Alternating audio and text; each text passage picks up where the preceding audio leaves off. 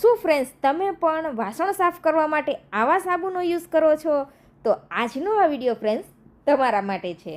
ઘણી વખત ફ્રેન્ડ્સ તમે જોયું હશે કે આપણે જ્યારે સાબુ ખોલીએ ને ત્યારે આ રીતનો સરસ એવો કઠણ સાબુ હોય છે અને આપણે તેનો યુઝ કરીએ પછી આ રીતે સાબુ ઓગળવા લાગે છે. આ રીતે સ્ક્રબર આપણે વાસણ સાફ કરી પછી એમને ભીનું રાખી દઈએ છીએ સાબુ ઉપર. અને તમે જોયું હશે ફ્રેન્ડ્સ આ રીતે સાબુની અંદર પાણી ભરેલું જ રહે છે, તેને લીધે સાબુ ઓગળે છે અને વેસ્ટ જાય છે. તો ફ્રેન્ડ્સ આ રીતે નકામા ફૂડ કન્ટેનર આપણી પાસે પડેલા જ હોય છે. તમે જોયું હશે કે આપણે જ્યારે પણ માર્કેટમાંથી કોઈ પણ વાનગી ખરીદીએ ત્યારે આપણને આ રીતના કન્ટેનર મળતા હોય છે અને આને આપણે કચરામાં ફેંકી દેતા હોઈએ છીએ ફ્રેન્ડ્સ. તો તમે તેનો ખૂબ સુંદર એવો એક ઉપયોગ કરી શકો છો, જેને લીધે ફ્રેન્ડ્સ તમારા ખૂબ ઝાઝા પૈસાની બચત થશે અને આ સાબુને ફ્રેન્ડ્સ તમે લાંબો સમય સુધી સાચવી શકશો.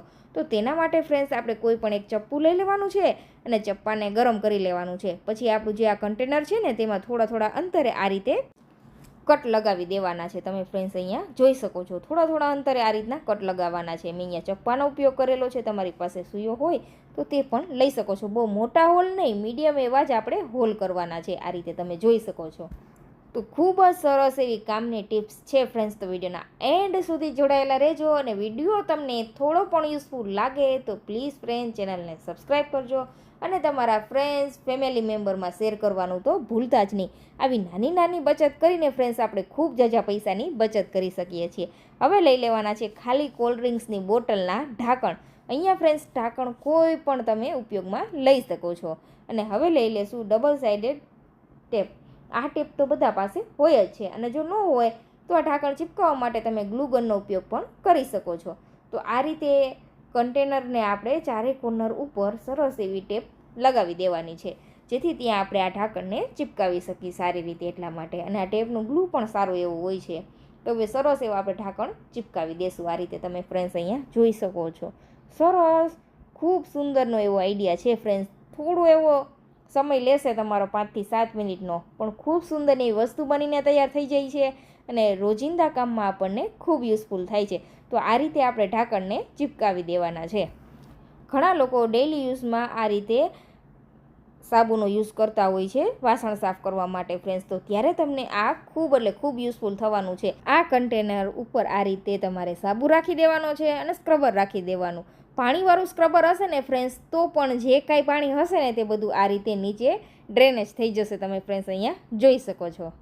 અને સિંક પાસે આ રીતે તમારે રાખી દેવાનું છે અને યુઝ કરવું પણ સાવ સરળ સિમ્પલ જ છે ફ્રેન્ડ્સ. તમે અહીંયા જોઈ શકો છો જે કાંઈ વધારાનું પાણી હશે તે બધું આ રીતે નીચે ઢાંકણની અંદર જતું રહેશે, એટલે સાબુ પણ વધુ નહીં ઓગળે. તેને લીધે ફ્રેન્ડ્સ તમે લાંબો સમય સુધી સાબુનો યુઝ કરી શકશો. ઘણી વખત વિચારતા હોઈએ છીએ કે આ સાબુની ક્યાં વધુ કિંમત છે, ભલે ને ઓગળતો, પણ ફ્રેન્ડ્સ આવી નાની બચત કરીને આપણે ખૂબ ઝાઝા પૈસાની બચત કરી શકીએ છીએ.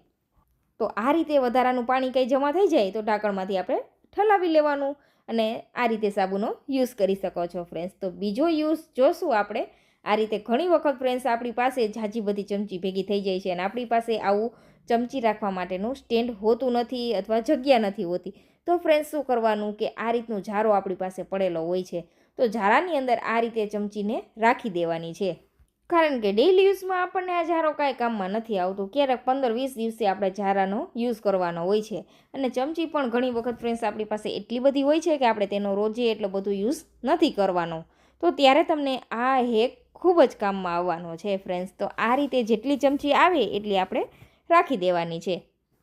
તો તમે જોઈ શકો છો ફ્રેન્ડ્સ ઝારાની અંદર સરસ એવી બધી ચમચી આપણે ગોઠવી દીધી છે અને આ ચમચીઓને ફ્રેન્ડ્સ તમારે આ રીતે હેંગ કરી દેવાની અને જ્યારે જોતી હશે ફટાકથી તમને મળી જશે. આ સ્ટેન્ડ ગોતવાની પણ કાંઈ ઝંઝટ નહીં રહે. જ્યાં આપણે ચમચા સ્ટેન્ડ હોય ત્યાં રાખી દેવાનું છે એટલે આસાનીથી ફ્રેન્ડ્સ તમને ચમચીઓ મળી જશે. તમે અહીંયા જોઈ શકો છો. યુઝ કરવું પણ સાવ સરળ સિમ્પલ છે ફ્રેન્ડ્સ. તો આજની આ ટ્રીક ફ્રેન્ડ્સ તમને કેવી લાગી કમેન્ટ કરીને જરૂરથી જણાવજો. તો મળીશું નવા વિડીયોમાં, ત્યાં સુધી આવજો. Thank you for